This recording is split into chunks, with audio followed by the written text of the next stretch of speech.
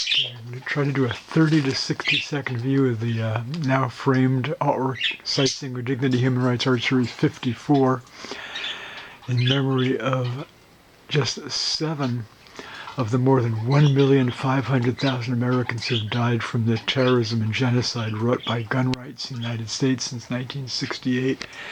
These are all victims who perished, shot to death since 2008. We'll also have a composite from 2 different photos of Nazi soldiers executing partisans and Jewish people in Poland. Embracing California Congressman Mike Garcia, who mocks the Holocaust, Facebook removed a 1942 photograph of a Nazi executing partisans, claiming it violated community standards. Facebook community standards also include their companies accepting millions of dollars in NRA, blood, death, terrorism attacks, horror-crimes money. We bury our children and weep. All right, there you have it. A little over 1 minute.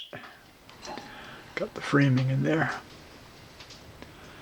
And the portraits and over 20 allegorical sea monsters, along with one cat catastrophe, 6 multi-limbed creature at the lower right there. All right, there you have it.